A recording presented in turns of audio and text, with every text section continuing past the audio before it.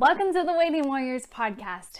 I'm Michelle Bowler. I'm an Army wife of over 8 years, a mom of 4 little girls, and a huge believer that being a supportive military or first responder loved one is way easier when you connect with a community. In addition to sharing some of my own insights and journey, I have set out to interview waiting warriors around the world so we can all learn together from their triumphs and their struggles. Together, we can do so much more than just survive. We can thrive. And that is what being a waiting warrior is all about. Hey, waiting warriors out there, welcome to another week of the podcast. I have who I think is a very, very special guest.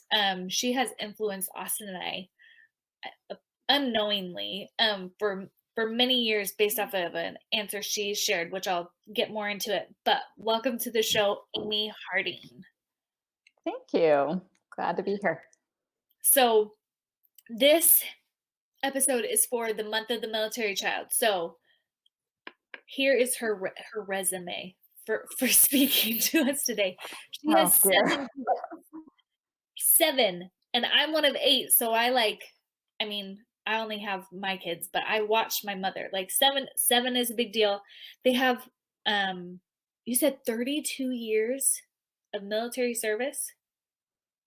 Yeah, my husband does. Yeah. Well, yeah. So 32 years, the last 20, which is like so many. 32. I haven't even been alive for 32 years. The last 20 was as an active duty Navy chaplain, and then she works part-time from home as a writer for children.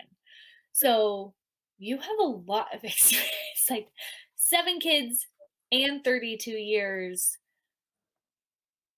I feel like, plus like those 32 years, you think about like even just like I don't know world history, but like the wars that we've been in those 32 years, like you guys have seen and experienced so much. What has that been like raising, one, being married, but then also just raising kids through that? Well, we had 2 kids when we came on active duty. So I really don't know anything other than doing it, with kids. That's how my kids, started out is in the military and military lifestyle. And we actually came onto active duty in the chaplaincy in 2001, just months before 9/11. And so really our introduction to active duty and military life was 9/11. So we really lived in that kind of realm in those years for a long time. And we did 4 kind of back-to-back deployments, 3 back-to-back pretty intensive deployments yet. So yeah, my older kids definitely that they, we talk about they were raised in the war years, we call them. Basically they were raised in those years. That's the kind of kind of formed them. So yeah, that was my young mom years. That was my older kids. That was their experience. That was our reality. Yeah. And then you would have had to, like, I'm just doing the math, like 7 kids, obviously in less than 20 years, because your youngest is 5. So yeah. So we have an 18-year spread. We had 5.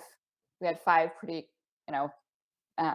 right along next to each other, and then we had a 5-year break, and then we had 2 little girls that are a little cabooses on the end. You're doing that like in the war years. Do you know what I mean? Like that just adds so much. Like I am not saying you're crazy. Like we have 4 kids. Oh no, we are crazy. It does take a certain amount of crazy. And I'm not saying that, but like that takes so much faith, that takes so much work, that takes so much almost like vision and focus to decide to do that. Do you know what I mean? Like while your husband is fighting a war and you already have the kids going through everything they're going through. And it's just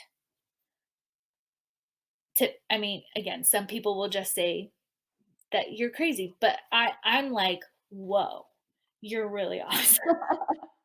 I think that's pretty much the two responses we get. Yeah. It's the either you're crazy, like you're crazy, Uh-huh. or wow, you're crazy. Wow, like it's pretty much one or the other.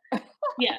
So before I alluded to how you have like really impacted Austin and I. So for the listeners, what I was referring to is in our like all chaplains are endorsed by their church. And Amy and I are from the same church. And our church has an endorsers conference once a year. And it was however many years ago, three, 3 to 5 years ago, where they had like a panel of more seasoned couples and they all went up and gave answers on different questions like things to do to help your marriage. And then I remember Amy and her husband talking about their kids, and Austin and I were just um so impacted by how you've had these 7 kids. And I remember you saying like they've something to the effect of how they have just relied on each other, and how like moving's hard, but they're best friends, and they've realized that they always have each other to rely on, and their brothers and sisters are always going to be there for them. How do you cultivate that kind of home and family, because that doesn't happen by accident? Like we see it all the time. Military families Yeah. just automatically come together and bond and strengthen each other. So what have you guys done intentionally or unintentionally that's cultivated that? I think it's definitely been an intentional choice that we made, and we knew that we were going to do this life where we're moving and we're going to have um, a lot of inconsistencies, a lot of lack of control, and then also coming from backgrounds where we wanted our children to be really close. Mhm. And so yes, it was a very conscious decision on our part. And so it's something that we've re-emphasized to our kids as they when they were little and as they've grown up, that things constantly change. We move, our friends change, neighbors, schools, everything changes, but your siblings go with you. Mhm. And so friends come and go. You can keep in touch. We love to make those friendships, but your siblings are your friends that you take with you. Mhm. And so there's obviously there's a lot of little things that go into that focus, that I think when you make a conscious focus as a family, then there's 1,000 different decisions, daily decisions, and priorities that are going to kind of Mhm. um, automatically be made by that. Mhm. So I think probably in that same talk, we probably talked about one of the other things that we feel like is so important as a military family, or that we feel like it's been really important to our kids, and our kids would say has been really important, is the consistency of our family rituals, Mhm. um, and which has been a conscientious choice on our part as well. That we've created rituals that travel Mhm. and that are super simple but super consistent. And one of those that we might have talked about is our Friday pizza Yeah. and movie night, Yeah. and which we've done since we were in grad school, and we couldn't really afford to do anything other than this. This is going to age us, but go to Blockbuster and rent a 99-cent movie and make homemade pizza, and that's kind of where it started, is those grad school days. But we've continued that to this day. Friday night is movie night, and Mhm. we throw in some other kind of dynamics with that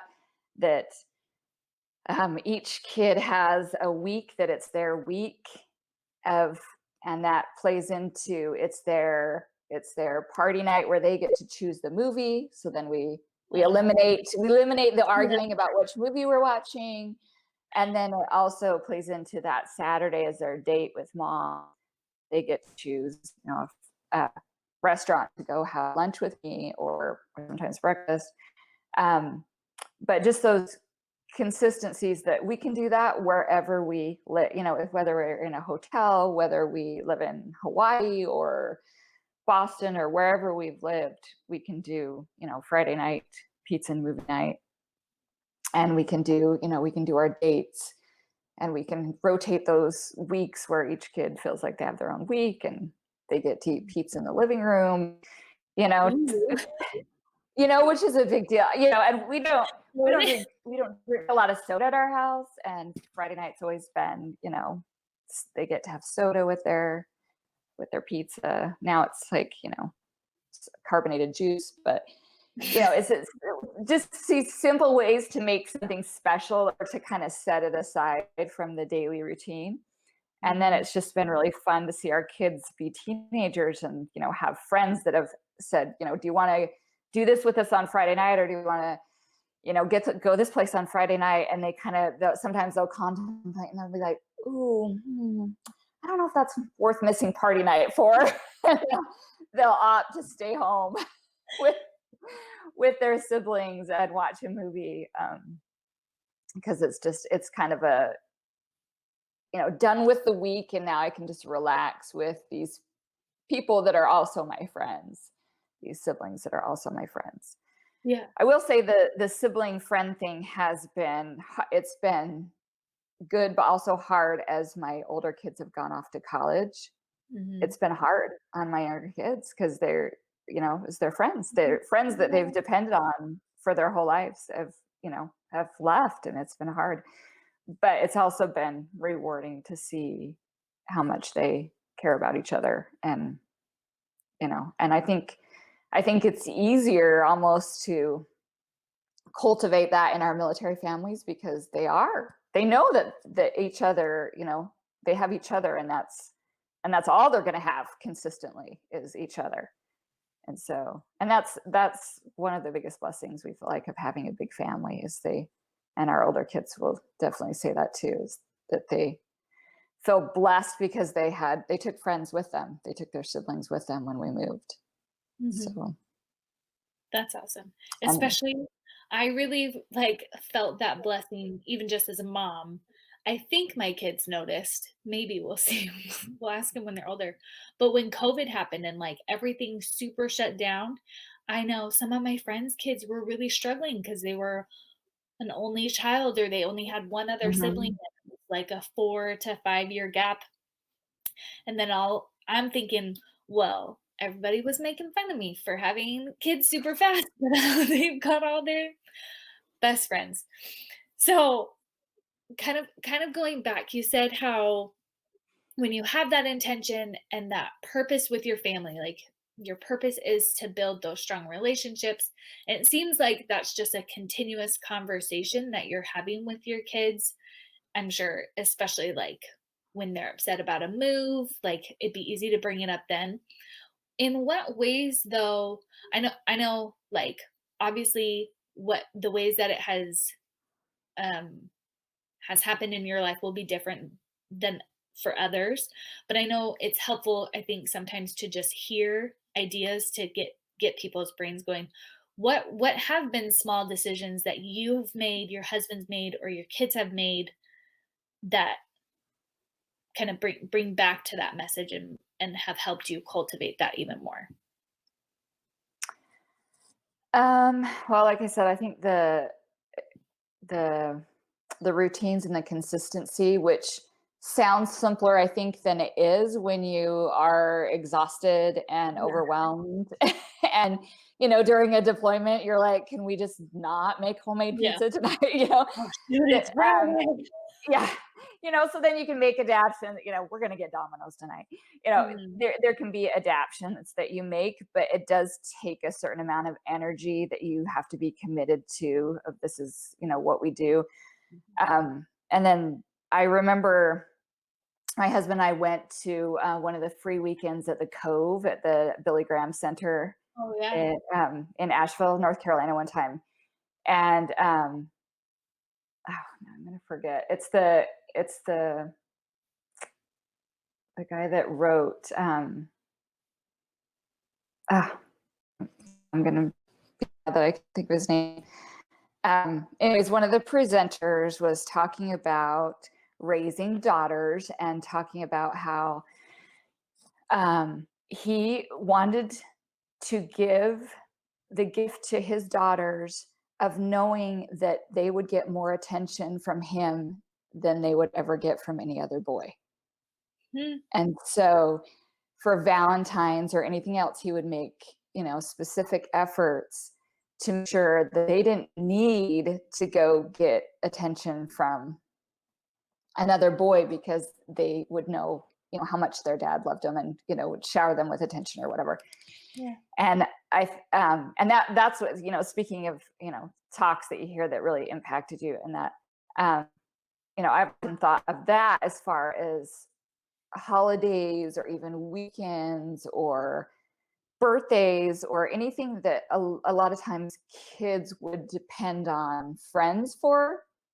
We made a big deal at home and with their siblings and with each other, that they didn't necessarily feel like they needed to have friends to make those times special. Does that make sense?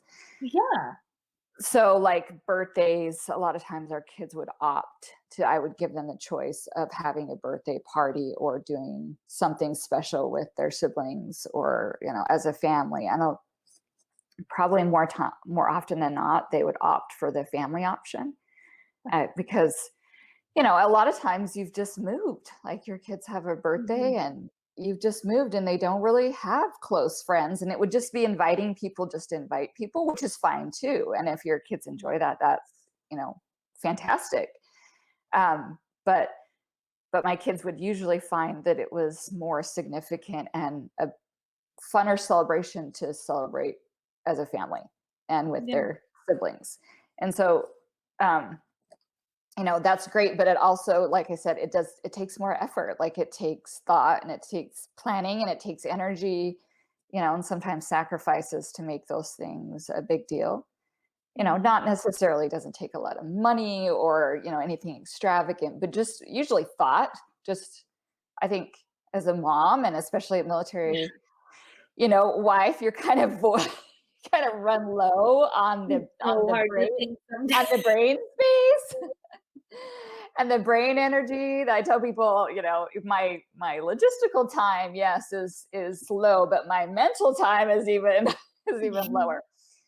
So that is, I feel like, a sacrifice or a emphasis that I've made and we've made, is to put a lot of thought and effort into what does this child need, or what would be special for them?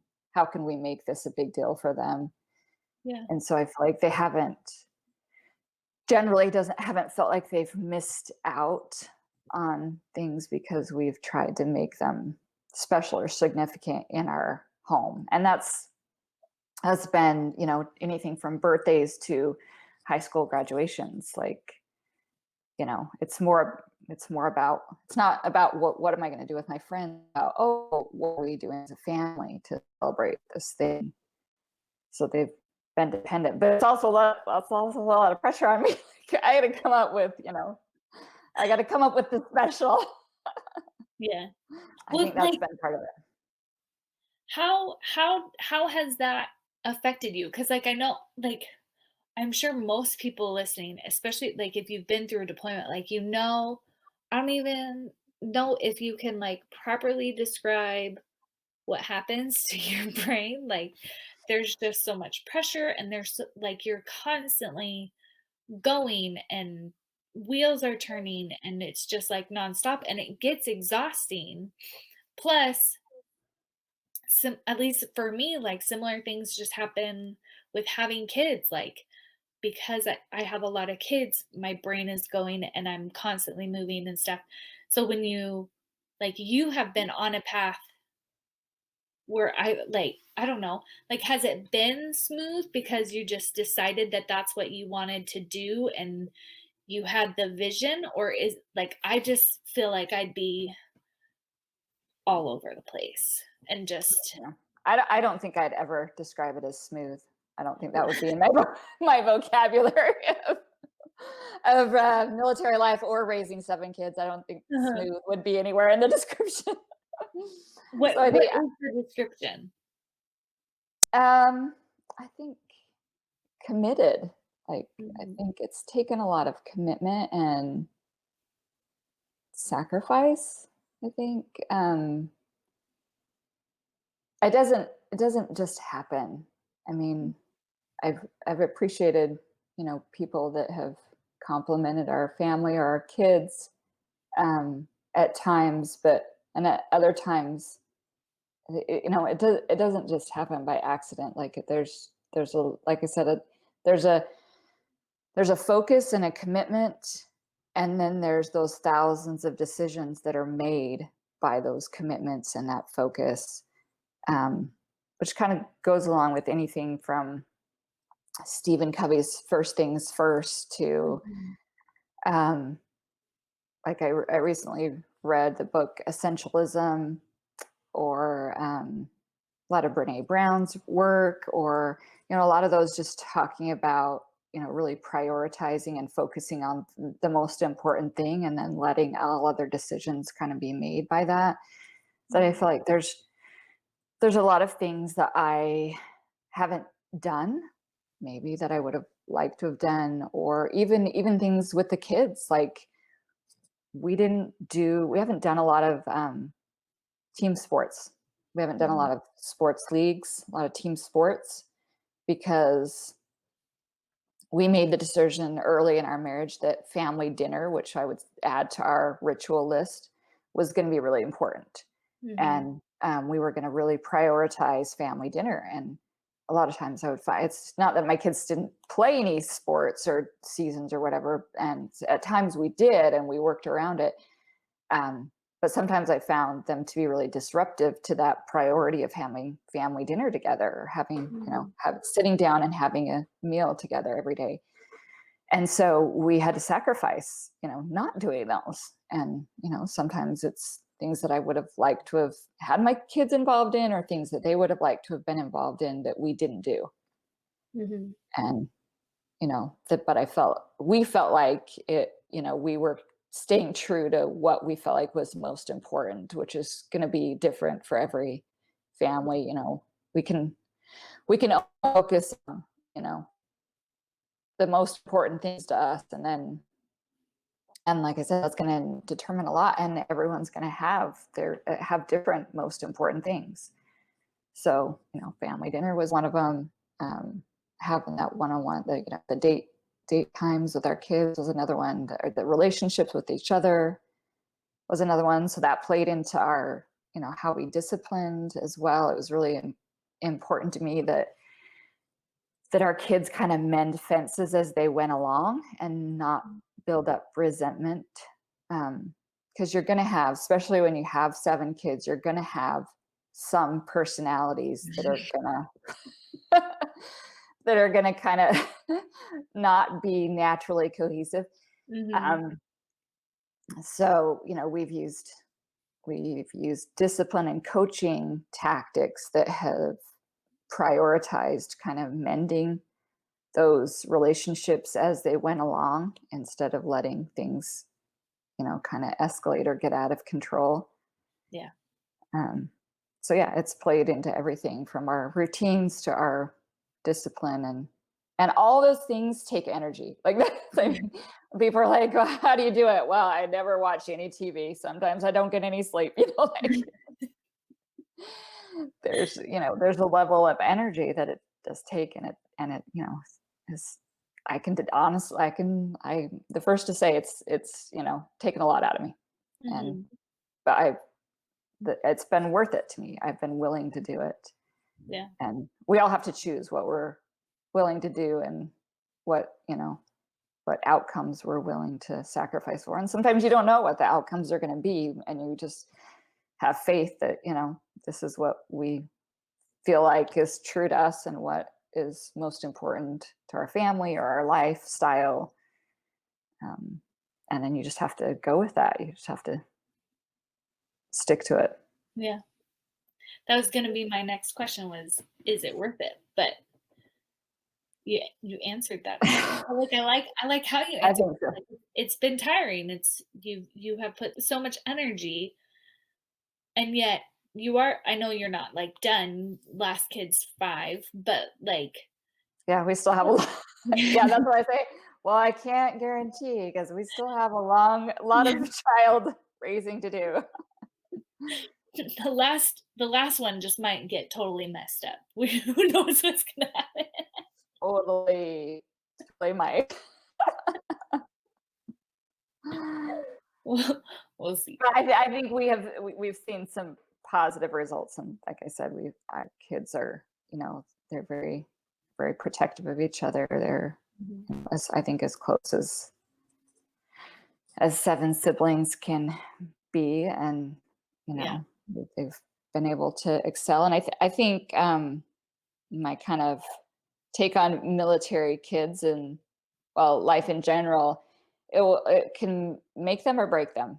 Yeah. Like, it's a hard life. It's a hard life on spouses. It's hard for the kids, and a lot of times it comes down to what story you tell yourself about your experience. Mhm. And um, if, as the parents, you are telling the story of this life is killing me, and it's, so hard, and it's, not worth it, or it's produced all these negative things in my life, then that's the story you're going to believe, that's going to define you. And Mm. that's the story that your children are going to believe. And that's what's going to define them, unless they, create their own story. Or you can tell the story that this life is really hard, and that's what's made me. Like, this Mhm. has given me, so many positive things, and strengthened me, and built me in so many ways. And and tell yourself and other people that story, and then that will be your story. That will Mhm. be, what your life is. Like, you write your own story. I'm a writer. You write your own story. You choose what the ending is, and you choose, what character you become Yeah. by the story that you tell yourself and other Mhm. people. So Yeah. I like it. How are there any other ways that like being like knowing, okay, I'm raising military kids, that this is my end goal. Are there any other ways that affected your parenting, or do you feel like you kind of parented how you always thought you were going to parent? no, I definitely think it's affected. I think I'm a totally probably different person, a different mom than I probably would have been. I would say, as a college, young adult, even early wife and mother, I was much more prone to, control things and organize things in my brain and in my life, and and didn't appreciate the value of change, and, new things. And obviously, if you don't adjust to that in military life, you're gonna you're gonna sink. Like, that's not gonna work. So I definitely think I'm a much different person and mother than I would be. I think, I did, the Marine Corps motto is, we've mostly served with the Marines, and the Marine Corps motto is is Semper Fidelis, always faithful. Mhm. And the Marine Corps family motto is Semper Gumby, always flexible. And so I use that with, other wives and family all the time, is that really is the only way you can live this life, Yeah. is to develop that kind of that Gumby character of being able to bend to what it gives you and make the most of it. I Mhm. think that's something I learned in the first few PCSs, that you can't take your life with you. You Mhm. can't just transfer it to the new place. It rarely works that way. You Mm. have to start over. And there, you can take your party night and your your family rituals and stuff Mhm. with you, which is why those are so important. But other than that, the great programs or great sports, thing, or whatever your kids were involved in one place, don't necessarily translate to the other, if that makes sense. Yeah. Like we had our kids in this fantastic taekwondo program in San Diego with this 8th degree Korean grandfather black belt, running it, who taught the kids all these life lessons and was just fantastic. It was such this great, thing for them. And then we moved to Hawaii, and our son was, he was really into it, and he was 2 belts away from a black belt.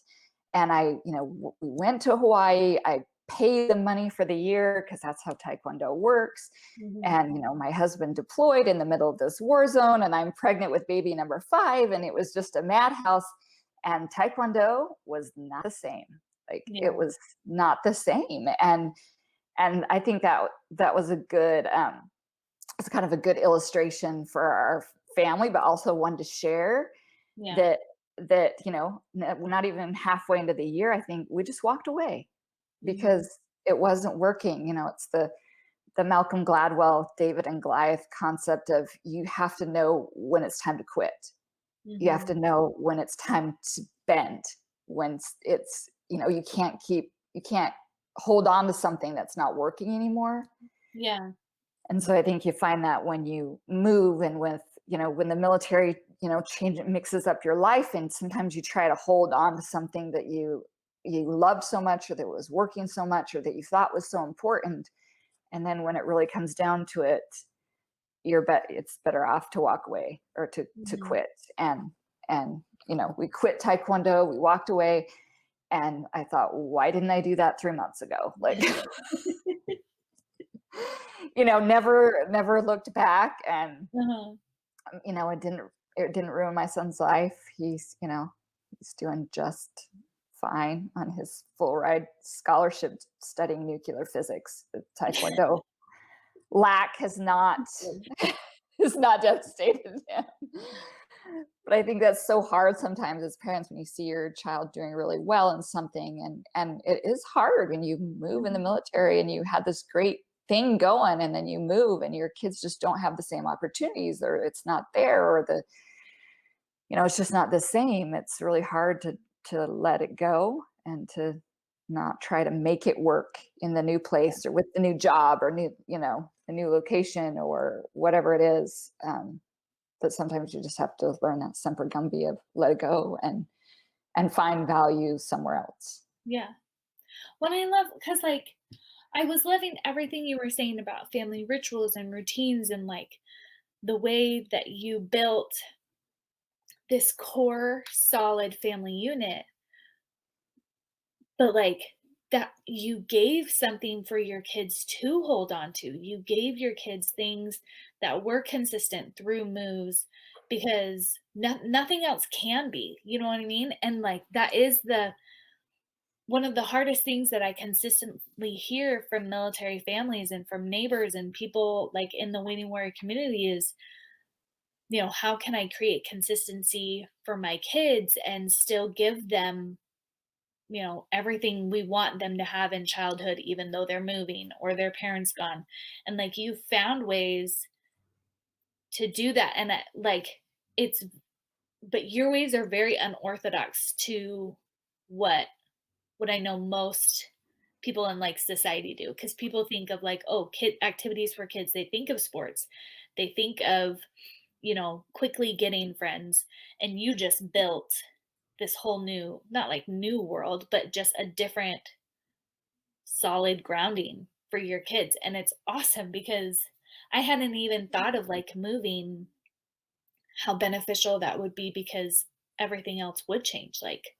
You see on the community Facebook pages, oh, welcome, there's this MWR and here we have this, but everywhere is so different. And so it gives us fun things to do, but not consistency.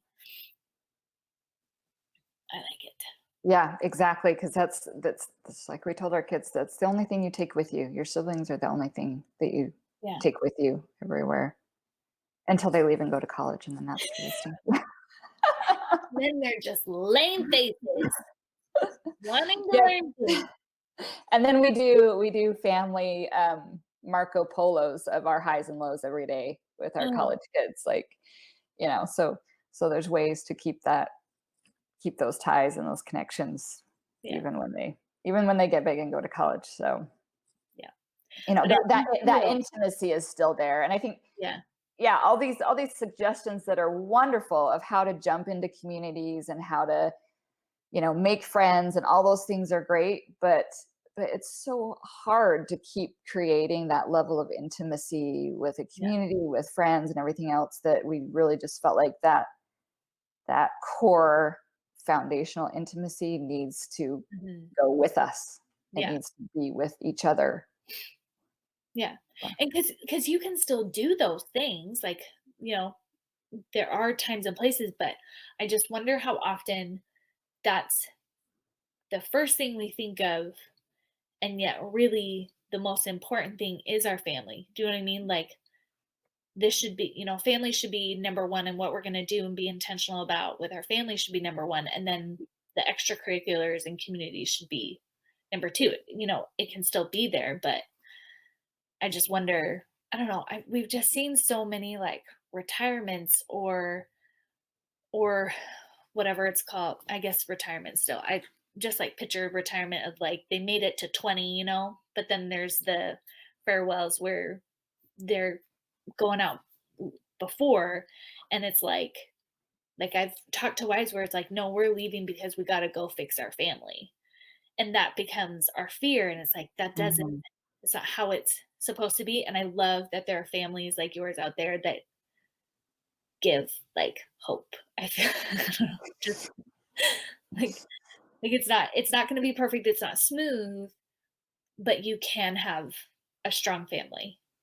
And so so Well, and I think sometimes I don't ever want to say that you have to sacrifice careers necessarily, because I don't know that that's always necessary. But Mhm. I think there are times when the military member has to um, kind of shift priority, Mhm. or maybe not do some things they would like to do in their job, or maybe not jump quite as high as Yeah. somebody would like them to jump when they say Yeah. jump, um, if they are trying to save their family. Because Yeah. yeah, I have, like you, seen so many families that have really just hit the wall and not been able to do it anymore. And you don't blame them. And so sometimes it is a matter of, maybe a future promotion won't come, but maybe you'll keep your family in a better place, and maybe you can do both. I mean, a Mhm. lot of times you can, but I think that's a constant assessment too. I think that's just life and parenting in general, is that that's part of that high energy commitment, is you've got to constantly be assessing. And which is a lot easier to do if you have those built-in rituals, like our Saturday dates. Yeah. I'll ask my kids, what things are you worried about? What things are you excited about? What things are you scared about? And you have to have those kind of built-in rituals where you get feedback about Mhm. where everyone is and how they're doing. Otherwise, it's so easy, especially in military life, to it's so easy, even with yourself, to not even notice that you're not doing well and you're drowning. And in some way or another, that I think you have to kind of have those built-in assessments. And sometimes you have to make sacrifices, and whether that's the spouse sacrificing not doing something they would like to do, or building a side career or whatever, or whether it's the military member and, like, what, I'm not going to get as good of a fitness report, or not going to maybe not get this position that I think would be awesome to get, because I have to prioritize my family, or this child that's struggling, or time. Yeah. That's really, really smart. Like, I don't know, but like it's really, really smart to have that mentality and that mindset, because in the moment it's so easy to get swallowed up by Mhm. whatever is going on. But if you just have the feedback time built in and you are constantly reminding yourself that you're willing to do that for your family, it's really really smart. Last question, and we always end with, what is your key to thriving that you want to share with your fellow waiting warriors?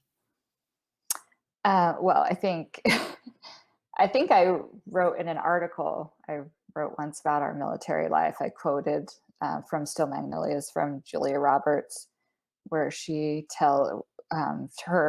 her Sally Field's mother, her Sally Field mother, is upset that she has gotten pregnant and it's dangerous because she has diabetes. And she tells her mom, "I would rather have 5 minutes of wonderful than a lifetime of nothing special."